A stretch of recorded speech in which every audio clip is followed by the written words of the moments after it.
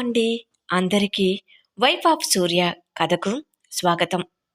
ఈ కథను పూర్తిగా వినిన తర్వాత మీకు నచ్చినట్లయితే తప్పకుండా లైక్ చేయండి. అదేవిధంగా సబ్స్క్రైబ్ చేసుకుని ఎంకరేజ్ చేయగలరు. మరిక ఆలస్యం చేయకుండా కథలోకి వెళ్దాం. తెల్లవారుజామున 5 గంటలు. ఊరి చివర ఉన్న పురాతన శివాలయం ప్రశాంతంగా ఉంటుంది. మల్లెపూల సువాసన, అగరబత్తుల ధూపం మధ్య వేద మంత్రాలు వినిపిస్తుంటాయి. సూర్య తెల్లటి పట్టు పంచే కండువాతో సింహంలా ఉంటాడు. చందు ముదురు ఎరుపు రంగు పట్టుచీరలో తక్కువ నగలతో, కళ్ళల్లో నిశ్శబ్దమైన ఆనందంతో దేవతలా ఉంటుంది. హోమం నుండి వస్తున్న పవిత్రమైన పొగ మధ్య సూర్య, చందు పెళ్లిపీటల మీద కూర్చుంటారు. వారి ప్రక్కనే చిన్ను, బంటు కొత్త బట్టలు వేసుకుని ఆశ్చర్యంగా చూస్తూ ఉంటారు. రాఘవయ్య గారు పెద్ద దిక్కుగా ఉండి అన్ని పనులు దగ్గరుండి చూసుకుంటూ ఉంటారు. చందు తమ్ముడు చక్రి కూడా పెళ్లికి హాజరవుతాడు. నవీన్, గాయత్రి పెళ్లి పనుల్లో నిమగ్నమై ఉంటారు. గుడిలో పెళ్లి ఏర్పాట్లు జరుగుతుంటాయి. సూర్య పట్టు వస్త్రాలలో సిద్ధంగా ఉంటాడు.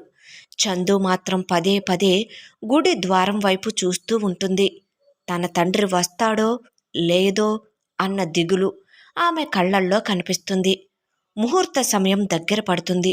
అప్పుడే పాత బైక్ మీద చందు తండ్రి గుడిలోకి అడుగు పెడతాడు. భార్యకు ఎక్కడ తెలిసిపోతుందో అన్న భయం ఉన్నా కళ్ళల్లో మాత్రం కూతురిని చూడాలనే తపన ఉంటుంది. అతనిని చూడగానే చందు ఆనందపడుతుంది. పెళ్లి పీటల మీద ఉన్న సూర్య, చందులను చూసి అతని కళ్ళు చెమ్మగిల్లుతాయి. బాబూ, సూర్య, 5 ఏళ్ల క్రితం ఒక తండ్రిగా నేను తల వంచుకున్నాను. కానీ ఈరోజు ఒక తండ్రిగా గర్వపడుతున్నాను. నా బిడ్డను నీ చేతుల్లో పెడుతున్నాను. తనని, ఆ 2 పసిపిల్లలని నీ నీడలో కాపాడుకో అంటాడు. సూర్య ఆయన చేతిని గట్టిగా నొక్కి భరోసా ఇస్తూ తల ఊపుతాడు. ముహూర్తం సమయం ఆసన్నమవుతుంది. పూజారి గారు మంగళసూత్రాన్ని సూర్య చేతికి ఇస్తారు. సన్నాయి మేళం పీక్స్కి చేరుతుంది. సూర్య చందు కళ్ళల్లోకి చూస్తూ 3 ముళ్ళు వేస్తాడు. ఆ మొదటి ముడి వేస్తున్నప్పుడు చందు కళ్ళ నుంచి ఒక కన్నీటి చుక్క రాలి సూర్య చేతి మీద పడుతుంది. అది 5 ఏళ్ల వేదనకు ముగింపు, ఒక కొత్త జీవితానికి నాంది.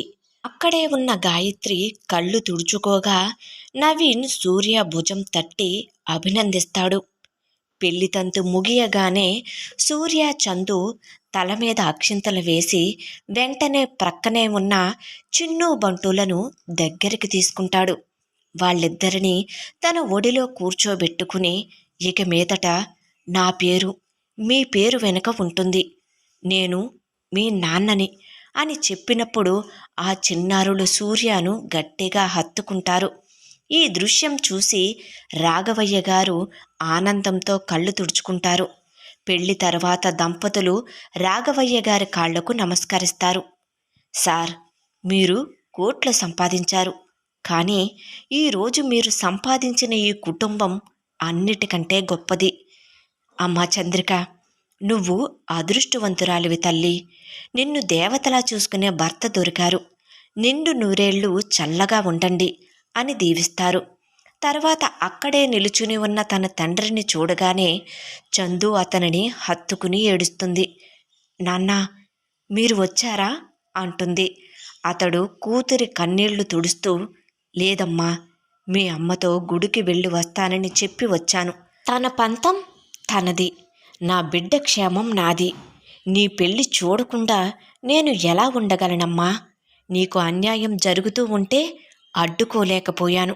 కనీసం నీకు మంచి జరుగుతుంటే అండగా ఉండలేనా అంటాడు. చందుతో పాటుగా సూర్య కూడా తండ్రి దగ్గర ఆశీర్వాదం తీసుకుంటాడు. తర్వాత చందు తండ్రి ఇంటికి బయలుదేరితే చక్రి తన అక్క బావలకు విషెస్ చెప్పి తిరిగి బెంగళూరు బయలుదేరటానికి సిద్ధమవుతాడు. ఇక నవీన్, గాయత్రి సూర్య, చందులతో కలిసి చందు ఉండే అద్దె ఇంటికి చేరుకుంటారు. చందు మనసులో ఒక రకమైన సంకోచం ఉంటుంది. అమ్మమ్మ గారికి ఈ విషయం తెలియదు. నేను ఏ విధంగా ఎదుర్కోవాలో అని దిగులుగా ఆలోచిస్తూ ఉంటుంది. కానీ చందు కారు దిగగానే ఆమెకు ఒక అద్భుతమైన దృశ్యం కనిపిస్తుంది. ఆ ఇంటి యజమానురాలు అయిన అమ్మమ్మ గారు పట్టుచీర కట్టుకుని చేతిలో హారతి పళ్ళెంతో గుమ్మం దగ్గర సిద్ధంగా నిలబడి ఉంటారు. ఆమె ముఖంలో ఒక కన్న బిడ్డకు పెళ్లి చేస్తే ఉండే ఆనందం వెల్లి విరుస్తుంది.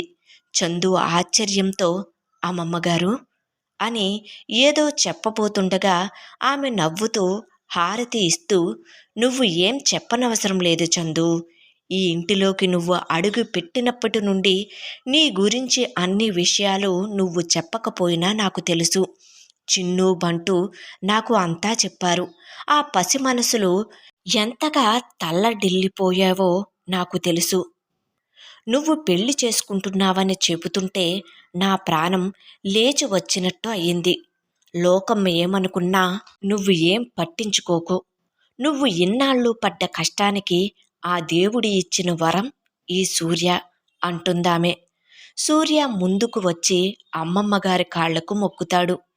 చందు కూడా ఆమె కాళ్లకు మొక్కుతుంది. సూర్యబాబు, చాలా గొప్ప పని చేశావు. ఒక ఆడపిల్ల జీవితానికి భరోసా ఇచ్చావు.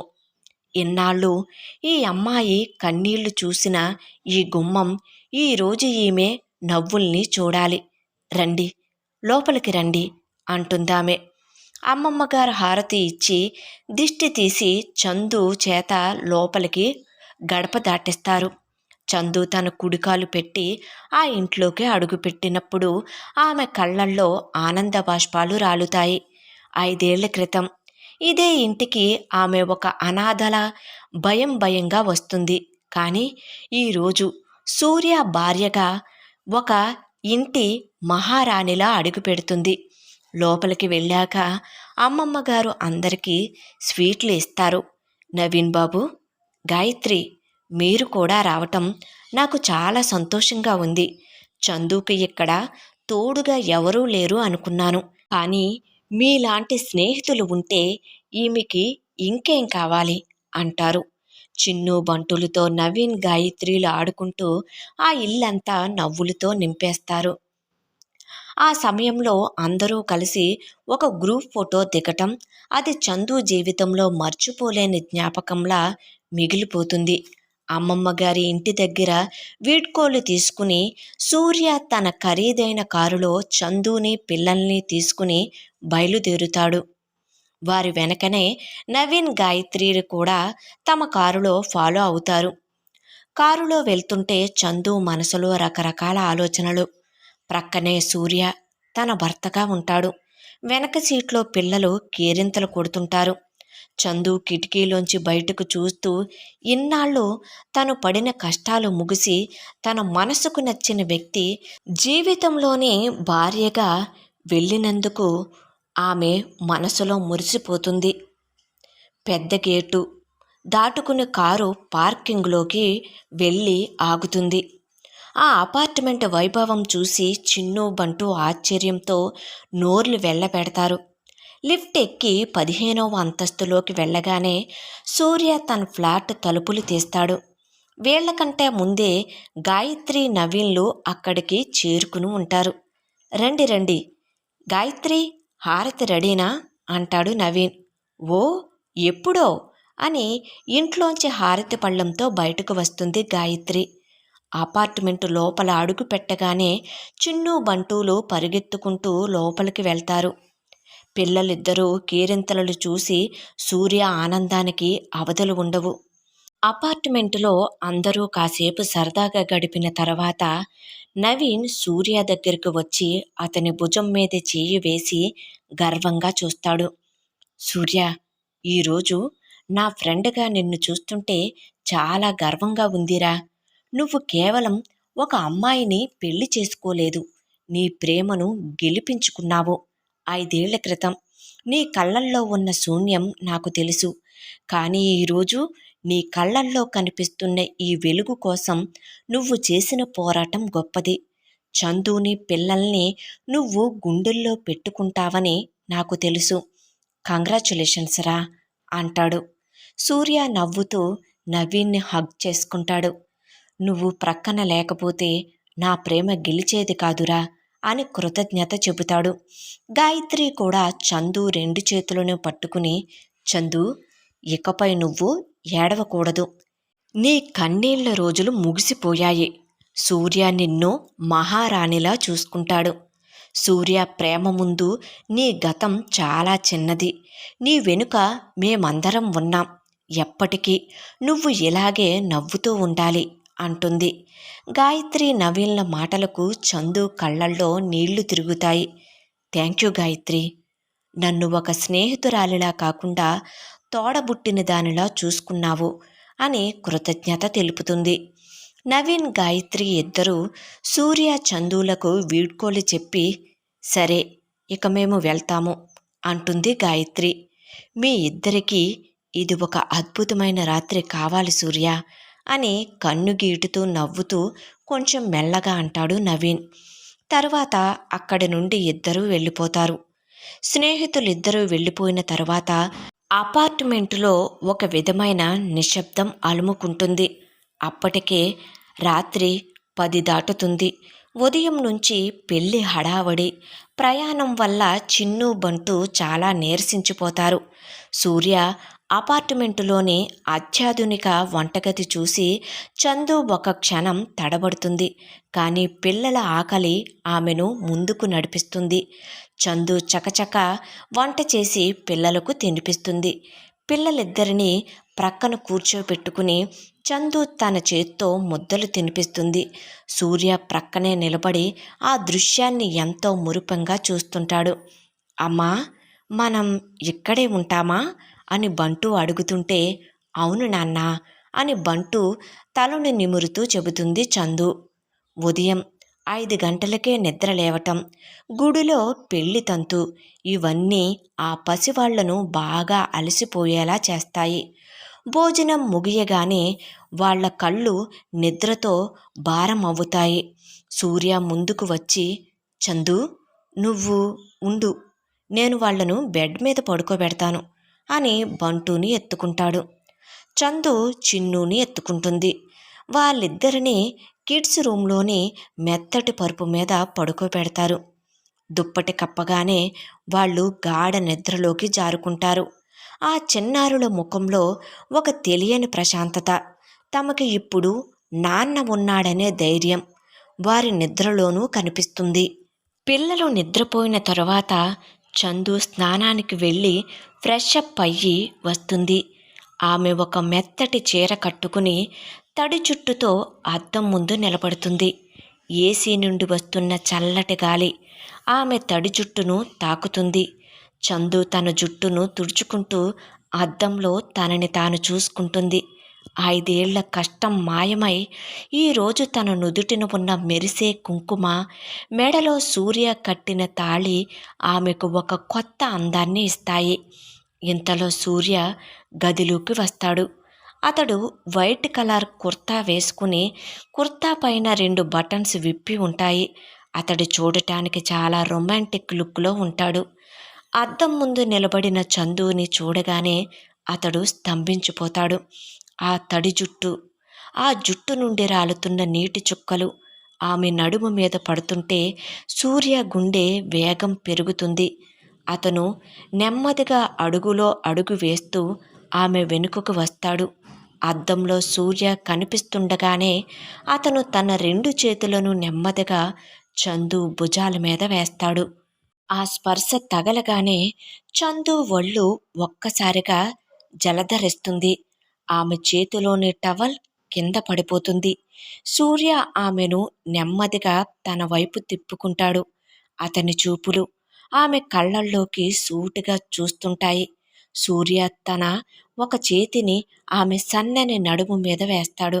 మొదటిసారి ఒక మగవాడి స్పర్శలో ఇంతటి గౌరవం, ఇంతటి ప్రేమ ఉంటుందని చందు ఇప్పుడే తెలుసుకుంటుంది. ఆమె కళ్ళల్లోని ఆశ్చర్యం, ఒళ్ళంతా ఒక తెలియని ప్రకంపన. సూర్య ఆమెను తన వైపుకు ఇంకా దగ్గరకు లాక్కుంటాడు. ఇద్దరి శ్వాసలు ఒకదానికొకటి తగులుతుంటాయి. చందు నెమ్మదిగా కళ్ళు మూసుకుంటుంది. సూర్య కూడా తన కనురెప్పలను మూసుకుని తన పెదవులను చందు పెదవుల వైపుకు వాల్చుతాడు. ఆ క్షణం చందు ప్రపంచాన్ని మర్చిపోతుంది. కానీ సరిగ్గా ముద్దు పెట్టుకునే లోపే ఆమె గుండె వేగంగా కొట్టుకోవటం వల్ల ఆమెకు తన బాధ్యత గుర్తుకు వస్తుంది. లోపల ఎక్కడో ఒక చిన్న సంకోచం, మరికొంత సిగ్గు కలుస్తాయి. చందు నెమ్మదిగా సూర్య ఛాతి మీద చేతులు పెట్టి వెనక్కి జరుగుతుంది. తన కళ్ళను కిందకు వాల్చి ఎర్రపడిన ముఖంతో, సూర్య, అది ఇంకా మనం భోజనం చెయ్యలేదు కదా, ఆకలి వేస్తుందేమో అని గొణుకుతుంది.